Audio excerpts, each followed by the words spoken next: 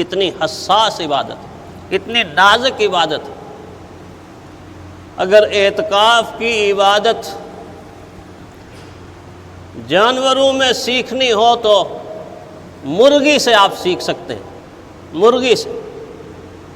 دیہات کی مرغی جب اس کو انڈوں کے اوپر بٹھایا جاتا ہے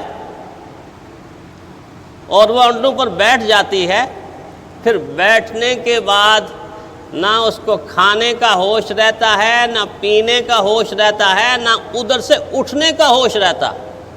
ہم نے خود دیکھا ہے کہ مالک خوراک ڈال رہا ہے، دانہ ڈال رہا ہے، مرغی ادھر ہی بیٹھی ہے۔ اللہ اکبر، اللہ اکبر، بندے کو کیا عبرت کا سامان اور عبرت کا پیغام، ادھر ہی بیٹھی ہوئی ہے، خوراک دیکھ کر بھی نہیں اٹھتی۔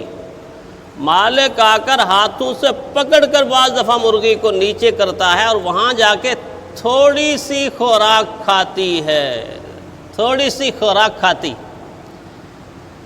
یہاں تو ہمارا اعتکاف کرنے والا بعض دفعہ رات کو ایسا منظر پیش ہوتا ہے جیسے یہ اعتکاف نہیں، کوئی ولیمہ ہے بہت بڑا یا پکنک پوائنٹ ہے کوئی۔ پوش علاقوں کے نوجوانوں کو ہم نے دیکھا ہے کہ پیپسیاں چل رہی ہیں، پیزے چل رہے ہیں، برگر چل رہے ہیں، اور یہ ساری کی ساری چیزیں۔ یہی وجہ ہے کہ اعتکاف والا جب آتا ہے تو اس کا وزن 50 کلو ہوتا ہے، اور جب جاتا ہے تو ماشاءاللہ 90 کلو کا ہو کے چلا جاتا، 90 کلو۔ میں تو مساجد والوں کو یہ رائے دوں گا کہ مسجد کے مین گیٹ پہ جہاں یہ مشین لگائی ہے نا، یہ سپرے کرنے والی، وہاں ایک وزن کرنے والی مشین بھی ہونی چاہیے کہ جب اعتکاف والا آئے اس کا وزن کتنا ہے، اور جب جائے تو پھر وزن کیا جائے کتنا ہے۔ اگر 60 کلو تھا تو 40 رہ گیا تو اعتکاف قبول، اور اگر 60 تھا 90 ہو گیا تو سمجھے گڑبڑ ہے، دال میں کچھ کالا کالا ہے۔ 2.5 کلو کی مرغی انڈوں پہ بیٹھنے والی، کھانے کا ہوش نہیں، پینے کا ہوش نہیں، اٹھنے کا ہوش نہیں، اور جب اللہ تعالیٰ اس کی محنت کو رنگ لگاتے، اسی طرح اگر اعتکاف والا بھی محنت کر لے نا، اس کی محنت کو بھی بڑا رنگ لگتا۔ 22 دن کے بعد جب وہ وہاں سے آہستہ آہستہ اٹھتی ہے تو 22-23 بچوں کی ایک فوج بہار کی شکل میں اس کے ساتھ ہوتی۔ اللہ نے دنیا ہی کے اندر اس کو رزلٹ دے دیا۔ اگر معتکف اعتکاف کرنے والا ایسا اعتکاف کرے تو یہ جب جائے گا تو فرشتے دیکھ رہے ہوں گے، اس کی بہار لگی ہوگی، جنت کے محلات، جنت کی نہریں، جنت کے باغات، حویلیاں، وسیع و عریض کائنات اس کے ساتھ چل رہی ہو۔ یہ بڑا خوش قسمت ہے، بڑا خوش نصیب ہے۔ یہ ایک عبادت نہیں کر رہا، یہ سینکڑوں عبادات کے مجموعے کو اکٹھا کر کے ایک وقت میں کر رہا، ایک وقت میں کر رہا۔ دیکھیے، ہجرت اتنا بڑا عمل ہے، اتنی بڑی عبادت ہے کہ دین کہتا ہے جو اللہ کے دین کی خاطر ہجرت کرنے میں پہلا قدم یوں اٹھاتا ہے، ابھی یہ قدم زمین پر آتا نہیں، ٹکتا نہیں، لگتا نہیں کہ اللہ کا فرشتہ کہتا ہے اللہ نے تجھے بخش دیا، اللہ نے تیری مغفرت کر دی۔ اعتکاف میں ہجرت ہے، اعتکاف والا مہاجر ہے، سب کچھ چھوڑ کے اللہ کی طرف آ رہا ہے۔ دوسرا عمل دیکھیے، بڑا اونچا عمل، مجاہد فی سبیل اللہ، اللہ اکبر، مجاہد فی سبیل اللہ۔ جب رشتہ داروں کو چھوڑ کر، عزیزوں کو چھوڑ کر، اقربا کو چھوڑ کر، بیوی بچوں کو چھوڑ کر، والدین کو چھوڑ کر، اپنی جان ہتھیلی پر رکھ کے میدان عمل میں آتا ہے، اللہ جل شانہ کی آسمانی مخلوق رشک کرتی ہے۔ یہ کتنا عظیم انسان ہے، یہ اتنا عظیم انسان ہے کہ جس سواری پہ سوار ہوتا ہے اس گھوڑے کے سمو کے اندر سے نکلنے والی چنگاری کو اللہ نے بطور قسم پیش کیا ہے۔ والعادیات ضبحا فالموریات قدحا فالمغیرات صبحا۔ یہ اتنا عظیم انسان ہے کہ جب ٹھوکر لگی، اس کے جسم سے خون نکلا اور خون کا قطرہ ابھی زمین پر آیا نہیں کہ اللہ نے مغفرت کا اعلان کر دیا، اور اگر شدید زخمی ہو کے آخرت کی طرف منتقل ہو رہا ہے تو اعلان ہو رہا ہے انظروا الیہ انظروا الیہ انظروا الیہ۔ اللہ جل شانہ شہید کو آخری وقت میں اپنا دیدار کراتے ہیں، اتنی اونچی عبادت ہے۔ معتکف مجاہد فی سبیل اللہ، سب کچھ چھوڑ کر اللہ کی طرف آنے والا۔ حاجی کیا کرتا ہے؟ حاجی بھی تو یہی عمل کرتا ہے نا، جب نکلتا ہے تو سب کچھ چھوڑ کے نکلتا ہے۔ شان کیا ہے؟ جب نکلتے وقت پہلی دفعہ کہتا ہے لبیک اللہم لبیک لبیک لا شریک لک لبیک ان الحمد والنعمت لک والملک لا شریک لک۔ جب یہ کہتا ہے نا تو حاجی تو کہہ رہا ہے اس کی دائیں طرف والے، اس کی بائیں طرف والے، اس کے آگے، اس کے پیچھے ماحول کے اندر جتنی کائنات کے ذرے، قطرے، پتے، حیوانات، حشرات، جنات، جتنی اللہ کی مخلوق ہے وہ ساری زبان سے اس کی ہمنوا بن جاتی ہے، وہ ساری کہتے لبیک اللہم لبیک۔ کتنی بڑی عظمت ہے۔ اعتکاف میں حج بھی شامل ہے، اس لیے تو اللہ کے نبی نے فرمایا نا کہ 2 حج اور 2 عمروں کا ثواب ملتا ہے، کیونکہ حاجی جس طرح کرتا ہے اس طرح معتکف بھی کرتا ہے، اسی طرح معتکف بھی کرتا ہے۔ تو گویا اس کے اندر کتنی عبادات شامل ہیں، آپ دیکھ لیجئے۔ جہاد اس میں شامل، ہجرت اس میں شامل، حج اس میں شامل، زکوٰۃ اس میں شامل۔ انسان جب مال کی زکوٰۃ دیتا ہے مال پاک اور صاف ہو جاتا ہے۔ اللہ کہتا ہے بندے میں نے تجھے 25 سال کی، 50 سال کی، 60 سال کی زندگی دی، اپنی زندگی کی بھی تو زکوٰۃ دے دے۔ جب 365 دن گزار کے باہر 10 دن کے لیے مسجد میں منتقل ہوتا ہے تو اس کا تن بھی صاف ہوتا ہے، اس کا من بھی صاف ہوتا ہے، اس کی زندگی کی زکوٰۃ نکل جاتی ہے، اس کی زندگی کی زکوٰۃ نکل جاتی ہے۔ اور پھر اللہ کے گھر میں آ کے وہ سکون حاصل کرتا ہے کہ جس سکون کے حاصل کرنے کے بعد یہ باہر کی دنیا میں موجود ہوگا پر دل اللہ کو دے چکا ہوگا۔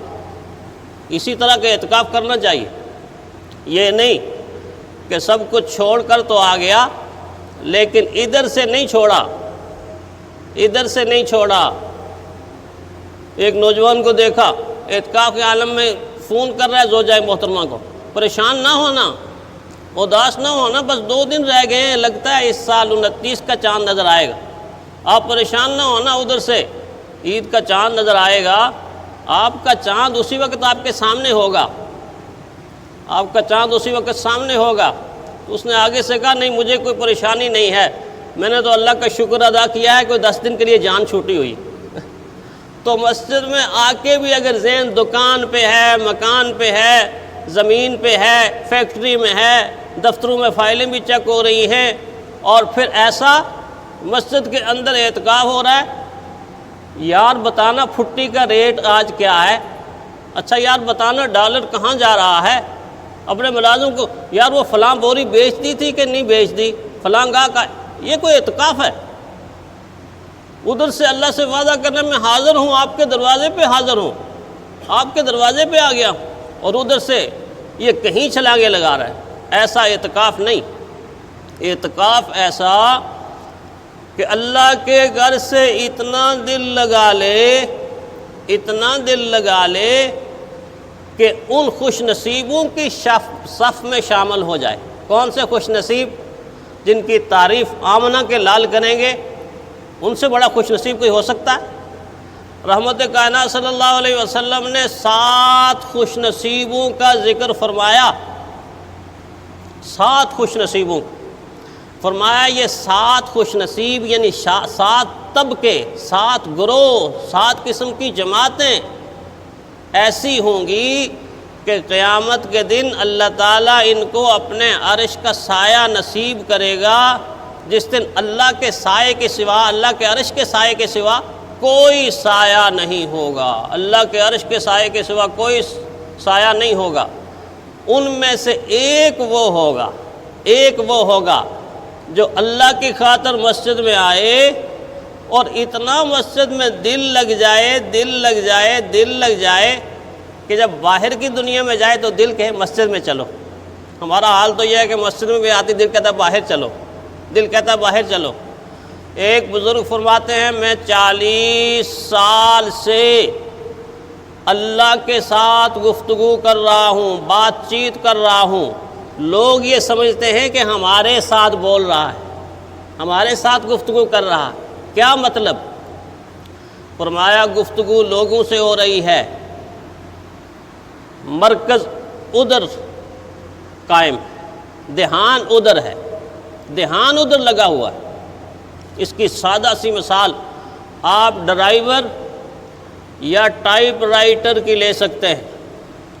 ماہر ترین ڈرائیور گاڑی چلا رہا ہے، دائیں بھی دیکھ رہا ہے بائیں بھی دیکھ رہا ہے، آپ ساتھ بیٹھے آپ سے گفتگو بھی کر رہا ہے، لیکن اس کا پاؤں اتنا عادی ہو چکا ہوتا ہے کہ پاؤں 1 second race break race break race break, وہ کچھ بھی کر رہا ہو لیکن پاؤں نے اپنا کام کرنا ہے، ریس بریک.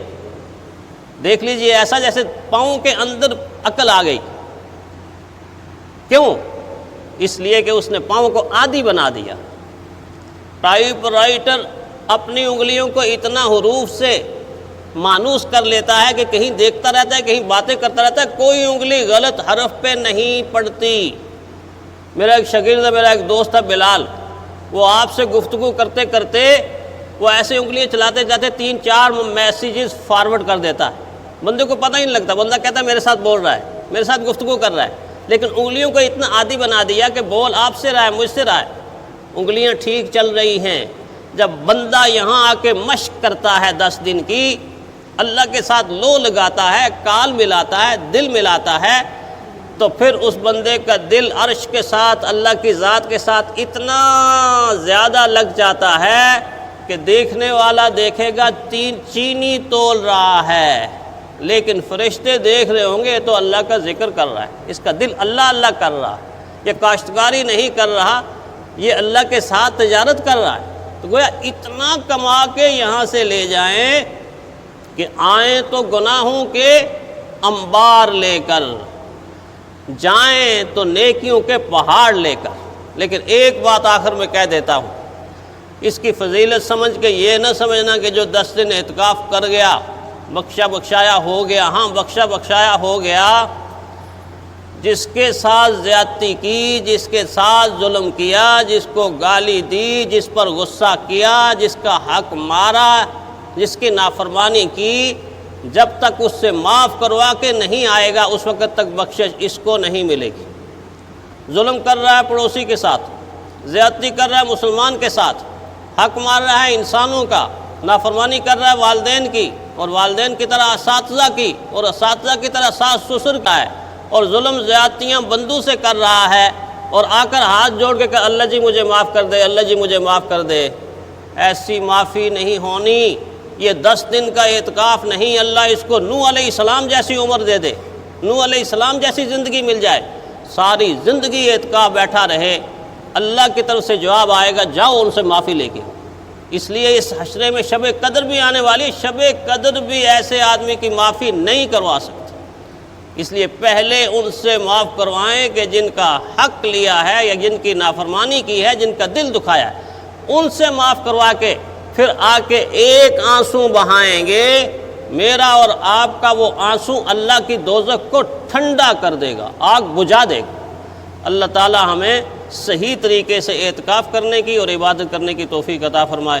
وآخر الدعوانا الحمدللہ رب العالمین.